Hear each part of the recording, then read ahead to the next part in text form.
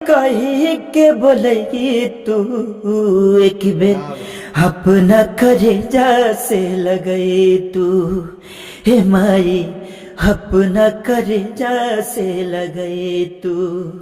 सिप से ज्योति दीप से मोती बोला कैसे दूर रही, आज खरा बाटे बेटा माँ कैसे मजबूर रही। जकरा बाटे बेटा के माँ कैसे मजबूर रही। मन में आस लागल तोह पे विश्वास लागल, है तुझे सोदा माई है तू माई हो।